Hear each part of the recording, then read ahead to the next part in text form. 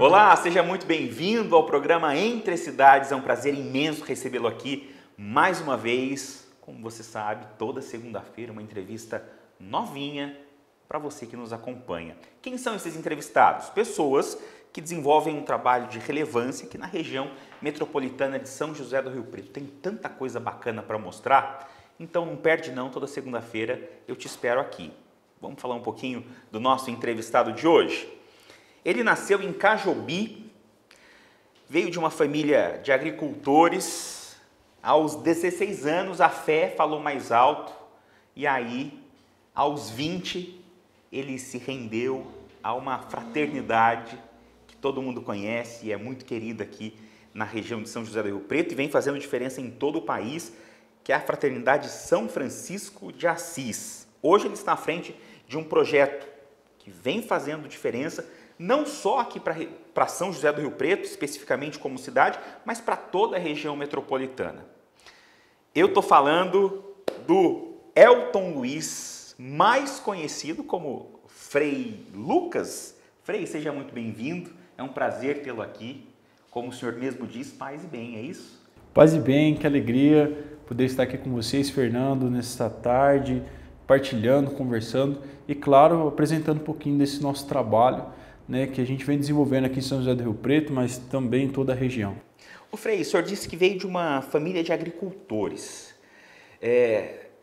Cajobi tem muita plantação de limão, é isso? Né? Tem, enfim. O que te fez optar pela vida religiosa e de repente não ficar naquele lugar, que é tão representativo ainda, né? Eu comecei a caminhar na igreja, participando dos movimentos pastorais, né, fui me envolvendo cada vez mais. Eu digo que foi um processo, não foi uma coisa também do dia para a noite. No momento eu fazia faculdade, estudava, fazia química e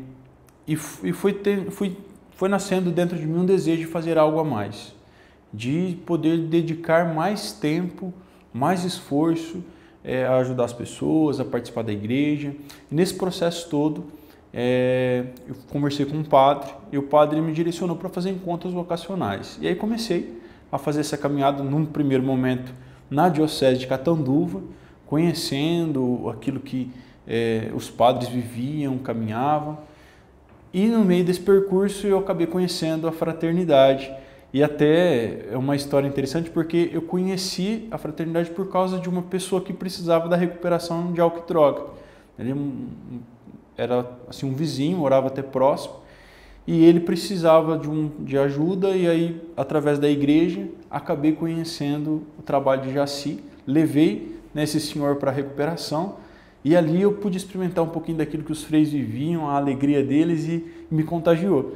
E aí comecei a dialogar também com eles e aí, no início de 2015, deixei a minha família, tranquei a faculdade naquele primeiro momento e vim residir em Jaci para começar essa caminhada vocacional. A gente sempre sabe que para a família às vezes é um choque muito grande, não é? Mas ninguém disse, mas que loucura, vai parar a faculdade, vai seguir a vida religiosa. Foi exatamente isso, né?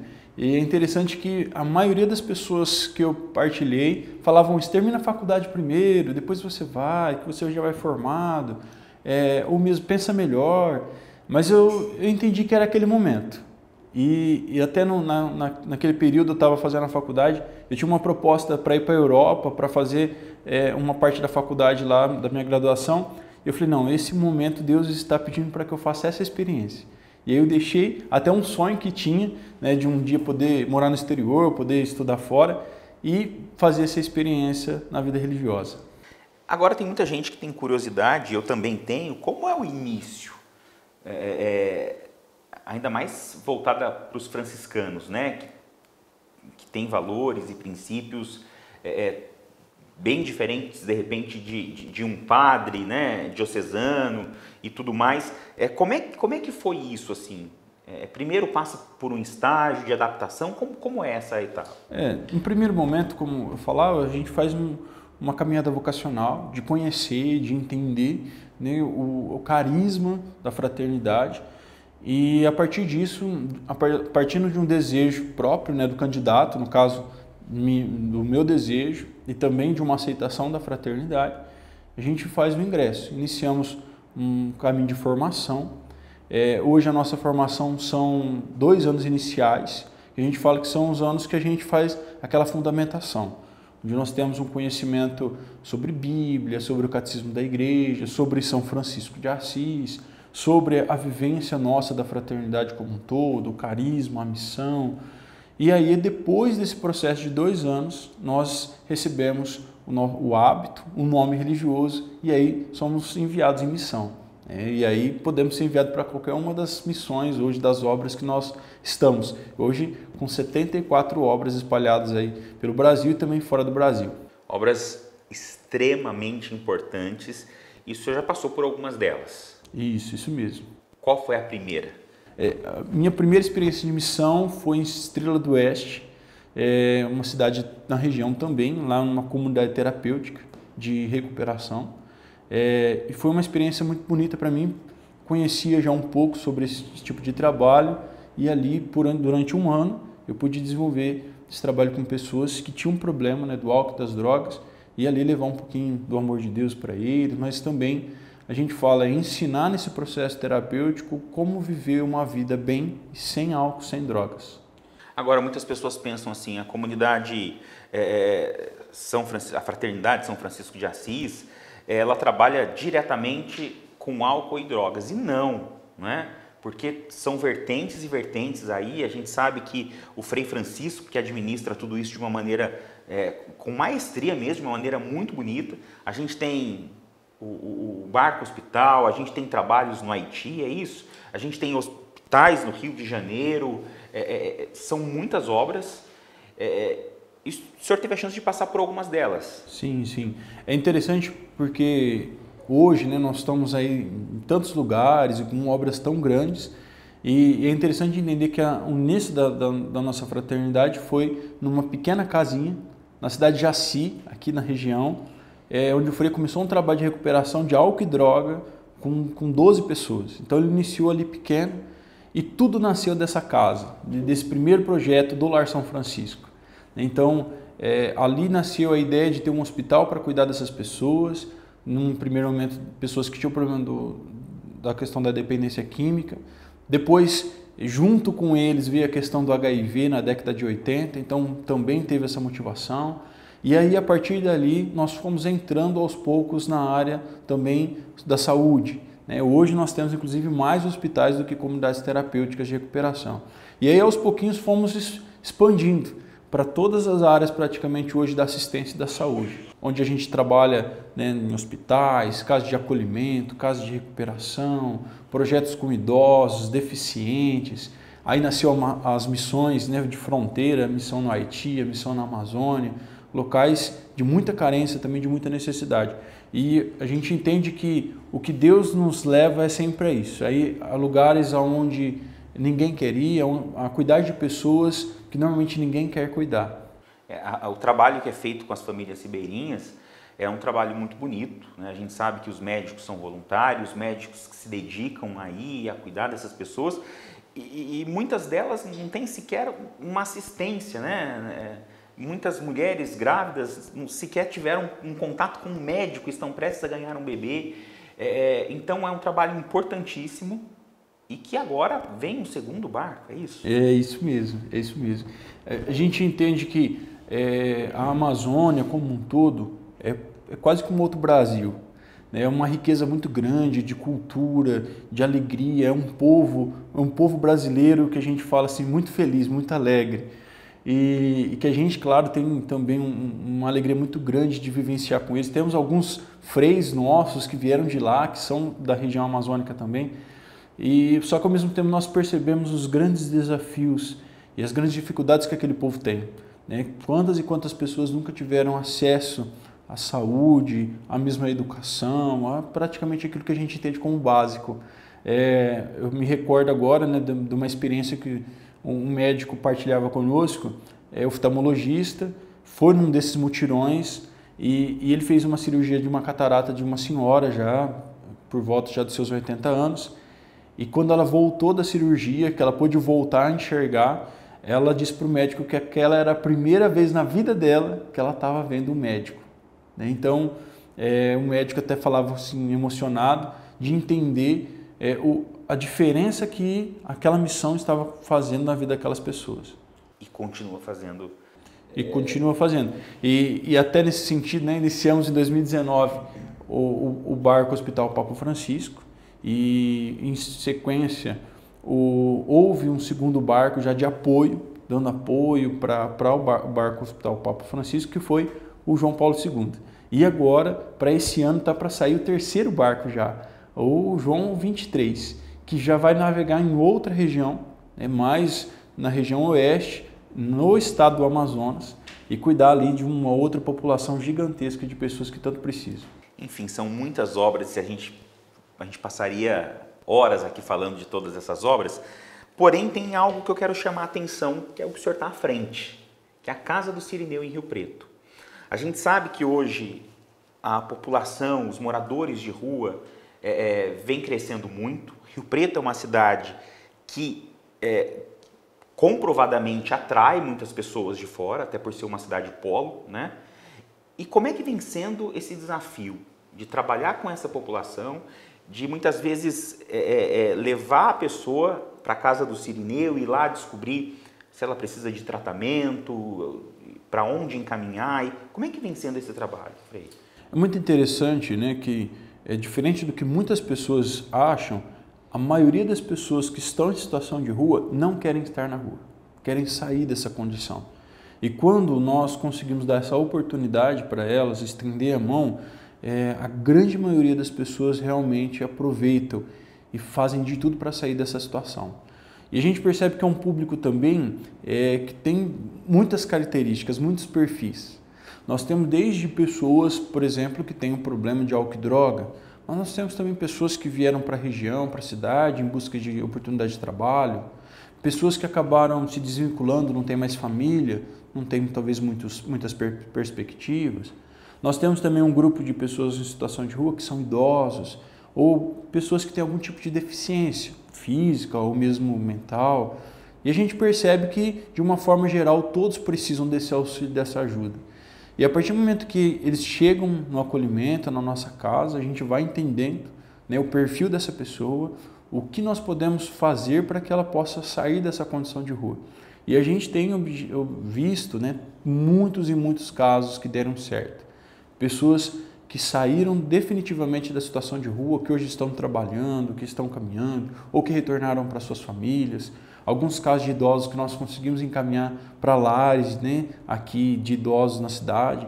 Pessoas que antes estavam nessa condição e que, graças a Deus, mas também é um trabalho nosso, é o trabalho de tantas pessoas que nos ajudam, são voluntários, doadores, a gente tem transformado, mudado essa realidade. Eu só quero fazer uma ressalva aqui, porque eu disse da Casa do Cirineu, porém a Casa do Cirineu não é a única casa que trabalha com essa população de rua.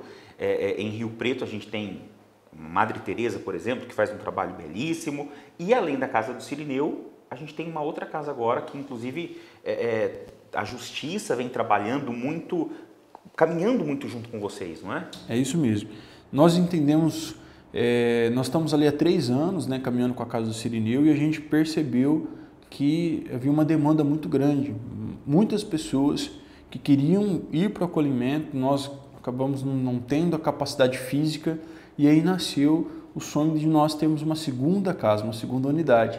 E aí muitas pessoas se envolveram nessa ideia, né, nesse sonho, tanto a questão da justiça, né, os juízes, tanto também empresários daqui da cidade, pessoas de bem, pessoas que estão conosco, de uma certa forma também a própria Prefeitura de São José do Rio Preto, né, seus secretariados, também fizeram um grande esforço para que... Uma união mesmo, uma união de pessoas. E a gente vê que através disso nós conseguimos iniciar esse novo projeto agora, nesse início desse mês de abril, né? E foi tão interessante porque começamos no dia 4 de abril e hoje nós estamos aqui nos primeiros dias ainda do mês e nós já estamos lá com mais de 80 nessa nova unidade, né? Então, 80 pessoas que antes viviam nas ruas? Nas ruas. Nessa última semana nós fizemos 80 acolhimentos com a inauguração da Casa Nova.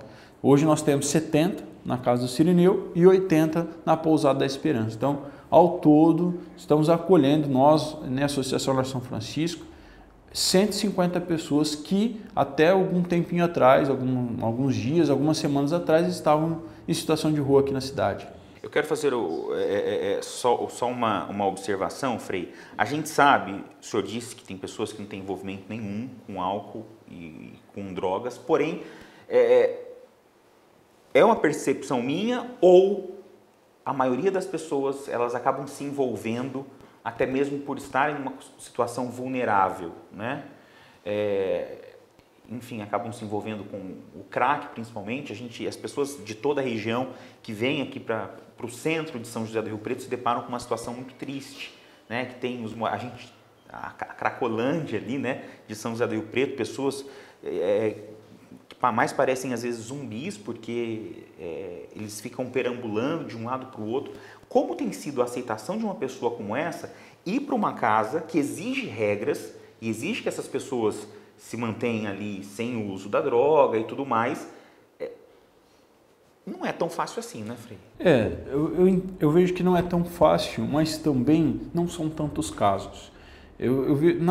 Quando a pessoa está em situação de rua, ela tem realmente uma tendência de acabar entrando nesse vício, ou do álcool, das drogas, né? Alguns inclusive no crack. Mas nós percebemos que quando nós damos a proposta de eles saírem dessa condição e de que eles precisam viver a sobriedade, a maioria tem aderência. São muito poucos aqueles que realmente se negam nesse processo para se manter no uso da droga. E aqueles que eles mesmos percebem, veem a necessidade, pedem para nós para que a gente faça o encaminhamento para a recuperação. E aí a gente tem toda essa rede, né, onde nós vamos fazendo esse trabalho em conjunto. As casas hoje, né, a Pousada da Esperança e a Casa do Cirineu, são lugares de acolhimento, para nós acolhermos. Quando a pessoa tem uma necessidade de tratamento de dependência química, a gente faz o encaminhamento para outras casas, que também fazem parte da nossa rede, né, assistencial. E aí elas fazem esse processo terapêutico e depois retornam para serem reinseridas na sociedade. E a gente percebe que a aderência é muito positiva. Claro que, infelizmente, existem alguns quadros que nós chamamos até de crônicos. Pessoas que estão no uso do crack há muitos anos e que têm muita dificuldade de sair do vício. E, às vezes, infelizmente, fazem todo esse processo, teriam tudo para conseguir se reestruturar, mas acabam retornando para a situação de rua por causa justamente do uso das drogas. Mas são causas pontuais, né? A gente fala que é a minoria que tem esse perfil e que acaba voltando para essa condição. Ô Frei, a gente tem digamos assim, um número, um levantamento. Eu sei que o Centro Pop em São José do Rio Preto faz um trabalho muito bacana, voltado para essa população. A gente teria uma estimativa de quantas pessoas hoje estariam vivendo nas ruas aqui em São José do Rio Preto? Olha, o número exato eu não sei falar para você, mas eu acredito que na cidade hoje tem muito mais de 1.000 pessoas vivendo. Mais de 1.000 pessoas? Mais de 1.000 pessoas vivendo nessa condição aqui na cidade. A gente percebe que tem também um certo grupo que a gente chama de transitório, ou seja, ele está por aqui, mas ao mesmo tempo também, uma hora ele está em Mirassol, ele está em outra cidade da região, ele fica às vezes andando de um lado para o outro, não está fixo aqui. Mas mesmo assim é um número muito alto de pessoas vivendo em situação de rua em Rio Preto. Agora, desse total de moradores de rua, a maior fatia ela é formada por jovens, por pessoas de meia idade? Como é que é isso?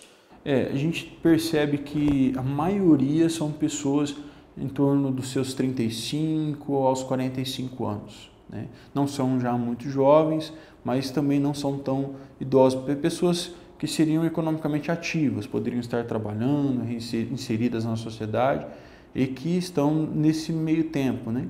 Às vezes, alguns casos sim de pessoas um pouco mais de idade, mas a maioria das pessoas estão nessa faixa etária. Agora, esse trabalho ele vem sendo extremamente importante e os casos, a gente tem muitos casos de sucesso, né? Tem algum caso que te marcou, Frei? Tem muitos casos assim, de histórias muito bonitas, né? De pessoas que deram certo. A gente tem até a história de um senhor que ele ficou um tempo preso, sistema prisional, e ele já com mais de 60 anos, né, teve sua alvará de soltura. Ele veio para a cidade, ele havia perdido todos os vínculos familiares, por causa do tempo que ele acabou ficando preso. E em situação de rua ele acabou chegando até nós, na Casa do Cirineu. Ali ele permaneceu, ele queria voltar para o mercado de trabalho, não conseguiu. E ele ficou ali conosco quase 2 anos. E depois de todo um trabalho, a gente conseguiu retomar toda a questão da documentação dele, conseguimos fazer com que ele aposentasse, ele conseguiu a aposentadoria dele e ele alugou um local, uma casinha próximo ali da Casa do Cirineu e hoje ele é voluntário. Então praticamente todos os dias ele sai da casinha dele e vai até a Casa do Cirineu para nos auxiliar, ajuda na cozinha, às vezes a receber alguma doação. Então é uma história de uma pessoa assim que mostra essa gratidão e que nos emociona sempre, né? E ele fala para nós, Frei, vocês são a minha família, a minha nova família. São histórias que aquecem o coração e enchem a gente de esperança, né? Porque tem saída, não é, Frei? Não é possível que a gente não encontre, que o homem chegue à lua, a visita, enfim, outros espaços e a gente não consegue encontrar uma solução para as pessoas que estão ali do nosso lado e que muitas vezes são invisíveis para toda uma comunidade que prefere nem olhar, né? Eu percebo que por muito tempo as pessoas que estavam em situação de rua eram pessoas que realmente invisíveis. E eu acredito que as pessoas começaram a ter uma certa consciência, começaram a perceber mais isso, perceber a necessidade, perceber que é necessário fazer algo para que justamente esse grupo não cresça mais, mas pelo contrário, diminua. E quem sabe um dia a gente vai ter nenhuma pessoa em situação de rua. Essa é a nossa esperança. Frei, eu quero te agradecer demais pela entrevista. Olha, passou assim rapidinho, né? Muito obrigado.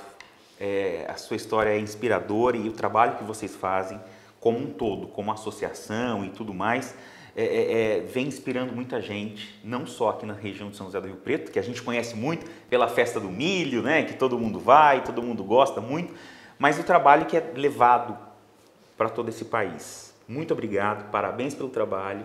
E que Deus abençoe cada vez mais a vocação e o trabalho de vocês. Nós que agradecemos a oportunidade, né, de poder estar aqui junto com vocês e quero também deixar, o convite para as pessoas, né, que estiverem nos assistindo, irem conhecer também a Casa do Cirineu, a Pousada da Esperança. Isso é uma alegria muito grande recebê-los lá na nossa casa. Frei, muito obrigado. Um grande abraço. E você, obrigado por nos acompanhar até aqui, essa entrevista que foi tão bacana. Não se esqueça, na semana que vem tem uma outra entrevista te esperando, então não perde não. E tudo que acontece na região metropolitana de São José do Rio Preto, você fica sabendo no nosso portal. É o entrecidades.com.br, acessa lá, não perde não, compartilha as notícias, todo dia muita coisa bacana por aqui. Obrigado pela audiência, pelo carinho, a gente se vê semana que vem.